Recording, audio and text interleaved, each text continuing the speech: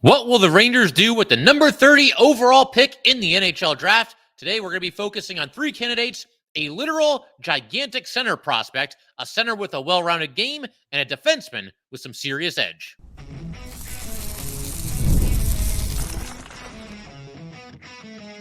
You're Locked on the New York Rangers, your daily podcast on the New York Rangers.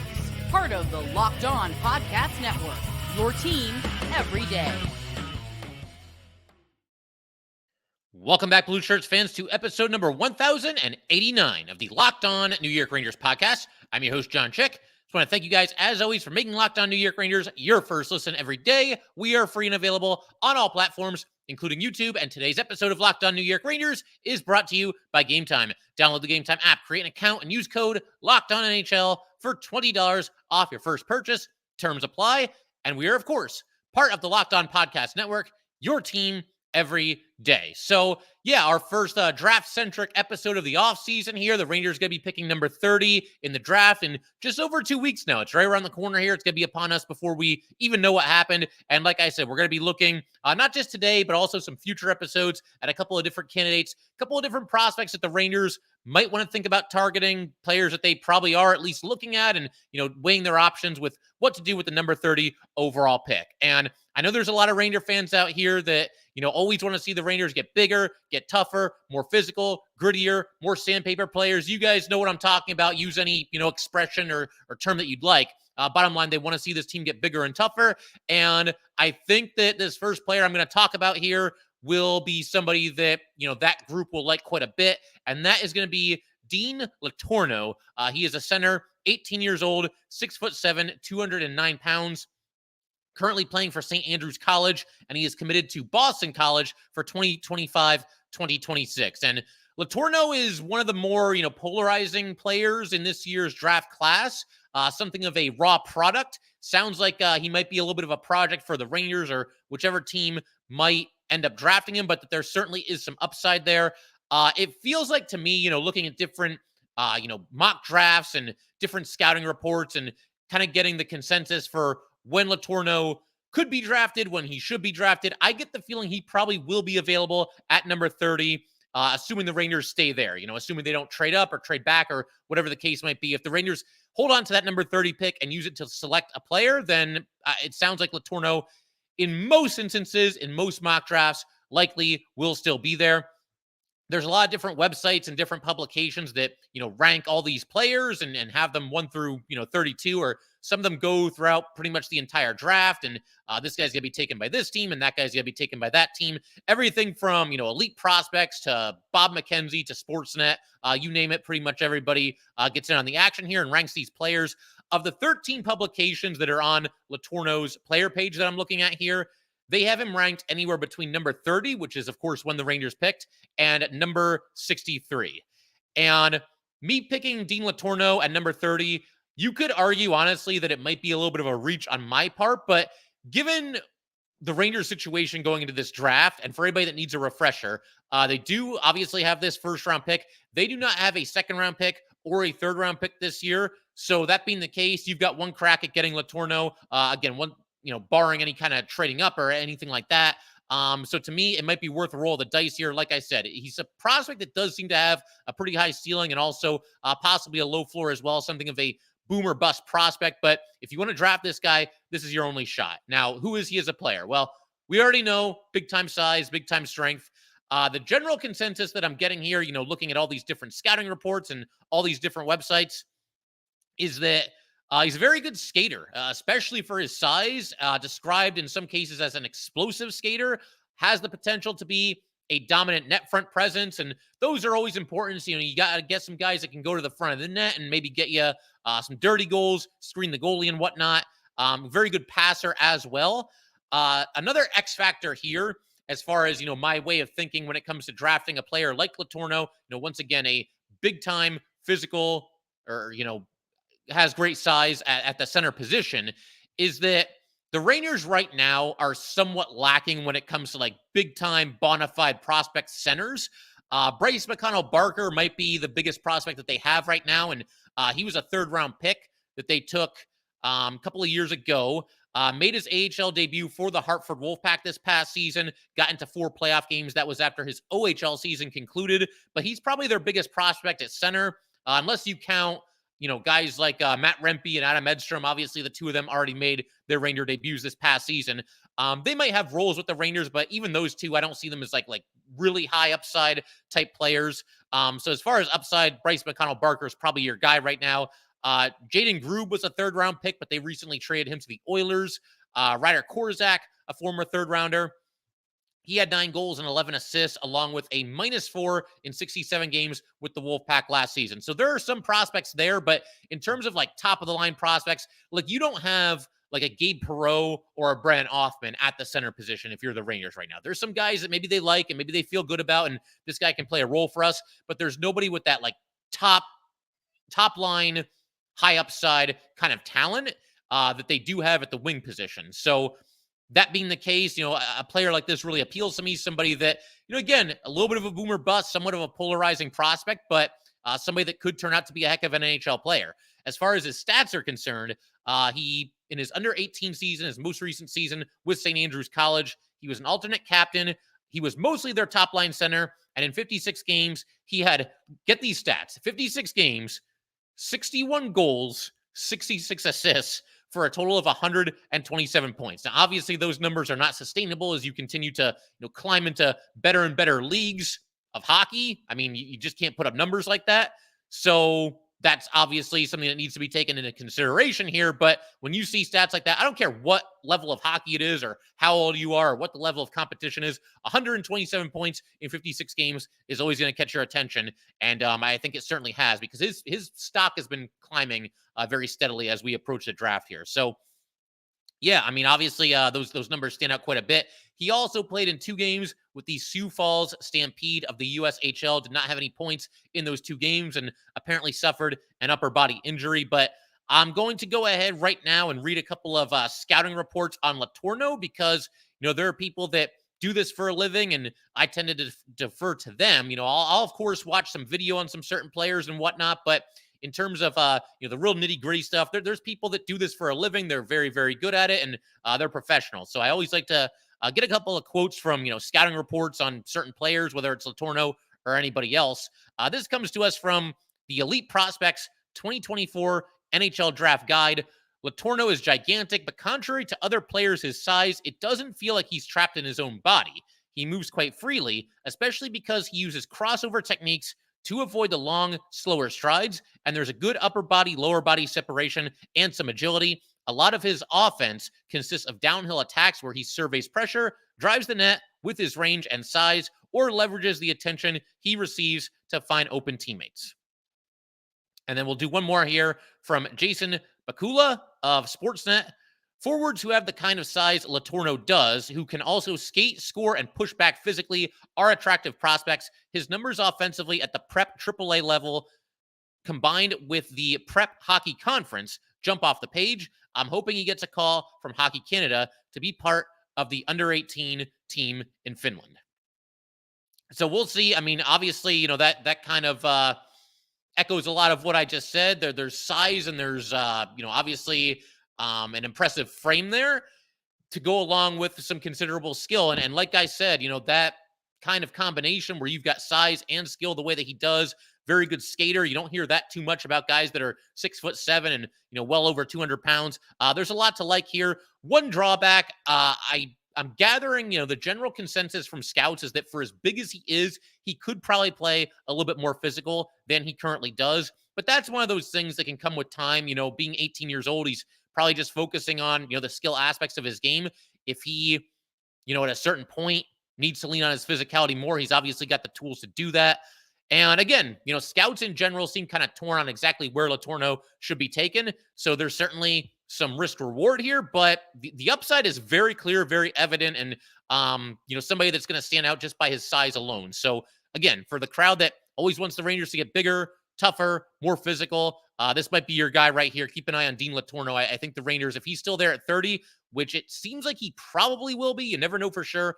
If he is there, then we will we'll see if the Rangers are interested. I think it's somebody that could make a lot of sense for their team. But we're going to keep everything rolling in just a second, move our attention to a more well-rounded center, somebody that maybe has a little bit safer of a floor than Letourneau, and we will do that in just a second.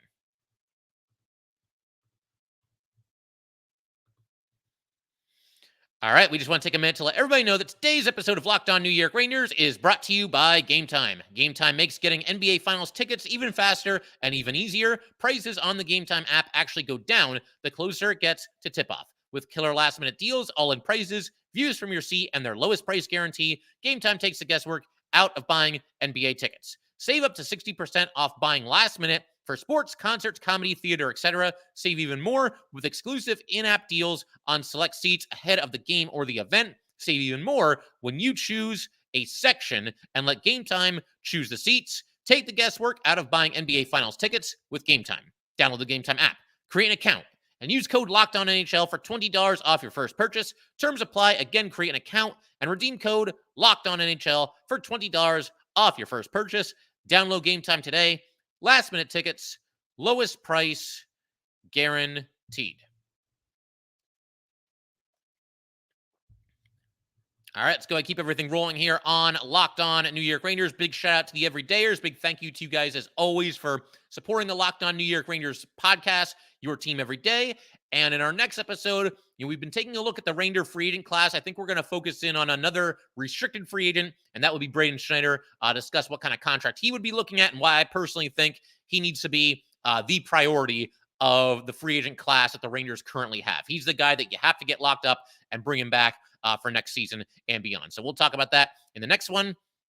For right now, let's keep our attention on the NHL Draft, and more specifically what the Rangers can, should, and will do with the number 30 overall pick. And I should also mention, myself and the other Locked On NHL hosts, not too long ago, we did a mock draft of the first round. It was just a spreadsheet where everybody takes turns filling in their pick. And for the record, I ended up taking the player we just talked about, Dean Letourneau, with the number 30 overall pick. And when it comes to the number 30 pick, I'm probably in general looking for a center or a defenseman. As I mentioned a couple of minutes ago, the Rangers seem to have more prospects at wing than any other position right now. I'm obviously not going to take a goalie because I mean, you could take a goalie late in the draft if you want, but when you've got Igor Shesterkin, who will hopefully be signing a long-term deal in the not-too-distant future, you're not going to take a goalie in the first round. So, yeah, to me, it's either center or defenseman. I lean a little towards center, but I'm open to defenseman, and we're going to talk about a D-man a little bit later in this episode. And we're also going to talk about right now a player that I think might be a little bit of a safer pick than Letourneau, and that is going to be Cole Beaudoin. I hope I'm saying that right. Cole Beaudoin. I've heard a couple of different pronunciations, but that's what we'll go with for now. He is a center for Barrie of the OHL. He's also an alternate captain there and 18 years old. He doesn't have quite the size of Letourneau, but he's not exactly a small guy out there either. He is 6'2", 209 pounds. And with Barrie this past season, 67 games, 28 goals, 34 assists, another 2 goals and 3 assists in 6 playoff games. And there was a big-time jump from the previous season for Beaudoin than there was from to this current season. He went from just 20 points last year to 60, how many was it? 62 points this past season. So that's obviously very impressive, and somebody that another player, again, that's kind of climbing the ranks as far as the draft projections are concerned. But the thing I like about him is that he just has a very well-rounded game, said to have excellent vision and is a very good passer. So those are 2 skills that are obviously, very good to have together. Relentless forechecker. I know that, we watched that series against the Panthers, and a lot of us were really in awe of the Panther forecheck and how good they were there. And I think, the Ranger forecheck, at times it was good, at other times it was lacking. And I think that people that want the Rangers to be a little bit stronger on the forecheck, they'll like this guy, known as a relentless forechecker, and really attacks the puck, really good at pursuing the puck. Plays on the power play, known as a good special teams player as well, said to be a very, very good penalty killer. We know how important that can be. Obviously, you need big-time penalty killing come playoff time, and that's obviously something that he would bring to the table. Very, very difficult to separate Beaudoin from the puck. Is also willing to block shots, has a very high compete level, strong shot, responsible defensively. I mean, the list goes on and on here. This is pretty much an entire checklist of everything that you would want out of a big-time center for your NHL team. Just a very well-rounded center. And I've talked about in the past, I really respect and appreciate not just centers, but really any player that has a well-rounded game. You know, one of those guys that's kind of a Swiss Army knife and sort of a B+ at everything. I used to say that about Vincent Trocheck, and that's why I love the Vincent Trocheck signing as much as I did when the Rangers picked him up. And then I realized I've been selling him short because he's better than a B+ at everything. And we saw that this season and certainly in the playoffs as well. But as far as Beaudoin is concerned, as far as like weaknesses, it would seem to be his skating and his speed. But there's also a consensus out there, or it seems to be out there based on what I've read, that his skating has certainly improved over the last, year or so, and he is getting better in that area.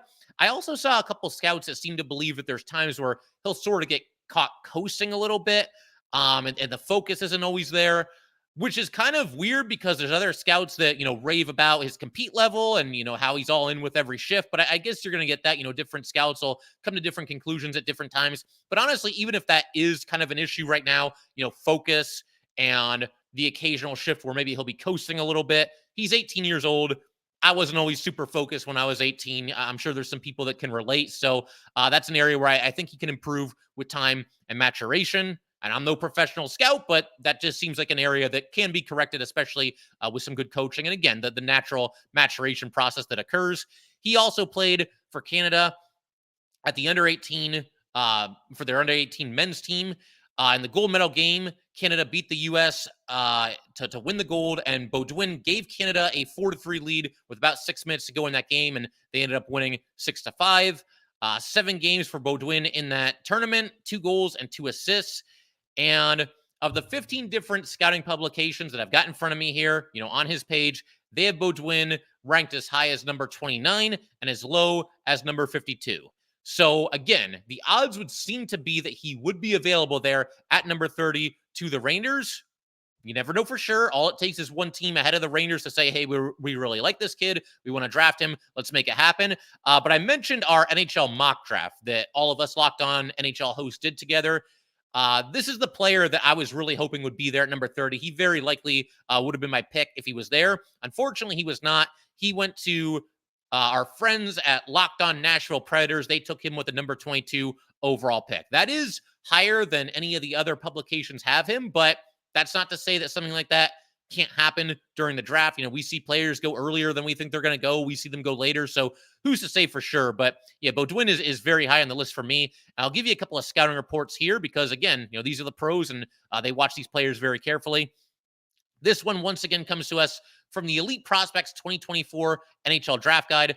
Beaudoin eats up the boards, grinds them, spins off opponents, drags the puck out of traffic, and gets it to the middle of the ice. There's not a battle that he can't win, even when at a numbers disadvantage, and he drives the net, creating chaos there, tipping shots, and getting open for tap-ins. His impact is felt in all 3 zones. When opponents try to escape with the puck, all they hear are his heavy boots slamming the ice to catch up to them.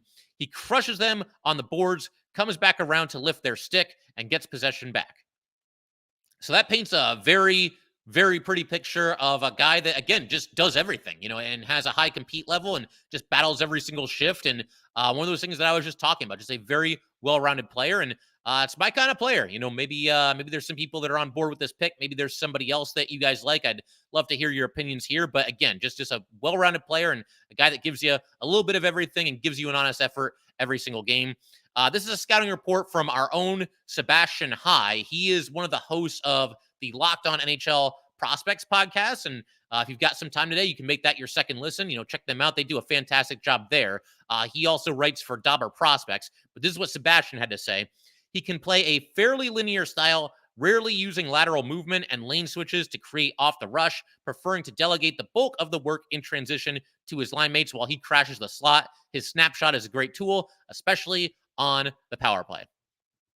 And yeah, again, to me, this just seems like a do-it-all kind of center, and I like players like that. And if it's up to me, I mean, realistically speaking, as far as, which players are going to even possibly be available at number 30, this might be my top pick. But like I said, when we did our mock draft, he had already been taken at number 22 by Locked On Predators. So we'll see if the actual Predators follow suit or if anybody else does, or if he's there for the Rangers when they pick at number 30. But this is a player that I think it would definitely behoove the Rangers to give some serious consideration to. So we got one more for today. We're going to shift our attention to a defenseman. Like I said, to me, this number 30 overall pick, I know there's some people that think that, like, oh, just take the best player, don't worry about position. I kind of agree with that to an extent, but when you're looking at the Ranger pipeline right now, there seem to be a lot better prospects at wing than they have at center or defenseman. And I have to take that into consideration.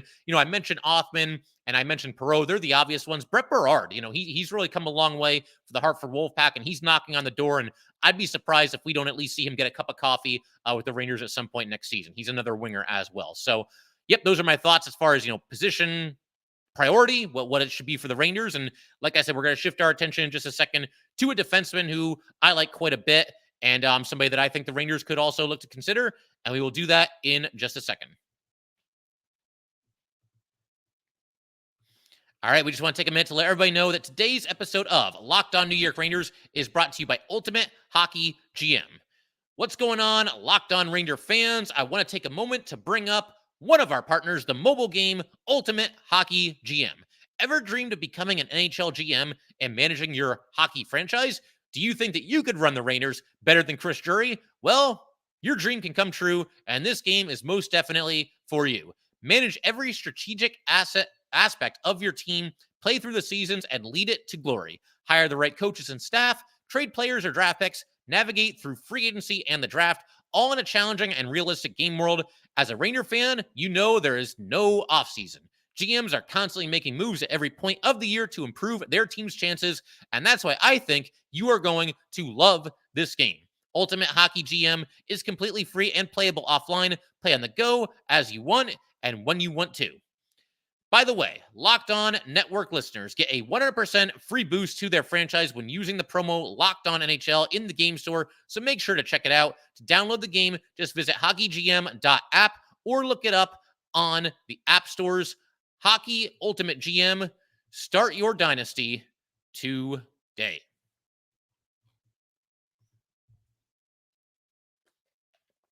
All right, let's go ahead and keep everything rolling here on Locked On New York Rangers. Like I said, we got one more prospect to talk about today, and we're going to shift our attention from center. We've obviously covered two centers who I like quite a bit, to a defenseman that I also like if the Rangers want to go in that direction. It's going to be Charlie Elick, and we'll get to Elick in just a second here, but I also just want to point out the strategy that the Rangers have had in the draft in recent seasons, because there hasn't been that high of a priority on defensemen. On one hand, I can understand that because the Rangers have been, pretty well set on their blue line. There's a lot of guys that are pretty entrenched in the lineup, or at least have been the last couple of seasons here. But it's been a while since the Rangers have really invested in defensemen via the draft. Now, last year, Drew Fortescue, a lot of people like him. I'm pretty high on Fortescue. We saw him play for Team US at the World Juniors and had a nice run there. He was a third rounder, and I think the Rangers like him as well. You also had Rasmus Larson, who was a fifth rounder. The year before that, in 2022, Rangers only took one defenseman. That was Victor Mancini in the fifth round. The year before that was 2021. Once again, only one defenseman taken by the Rangers in the draft. That was Hank Kempf in the seventh round. And 2020, this was the last time, the most recent time, that the Rangers took a defenseman early in the draft. That was obviously the year where Lafreniere went number one. The Rangers also had the number 19 overall pick in that year's draft, and they used it to select Braden Schneider, who's now a restricted free agent. And like I said earlier, somebody that I think should be the priority of the Rangers' current free agent class. But yeah, I mean, even that year in 2020, they took Schneider early in the first round. They had 9 picks in the draft that year. He was the only defenseman that they took. So at least in the last handful of seasons, like I said, not making a big time investment in defensemen via the draft. And maybe it's time to change that. And one way to do that would be to use your first round selection on a defenseman. And like I said, we're going to go ahead and discuss Charlie Elick, 18-year-old defenseman for the Brandon Wheat Kings of the WHL, 6'3", 198 pounds. So again, if you like size and you like physicality, and this kid has some serious edge as well, then this might be a draft pick that you'd really like. I've seen at least 2 mock drafts so far that had the Rangers selecting him at number 30 overall. So that naturally kind of got my attention.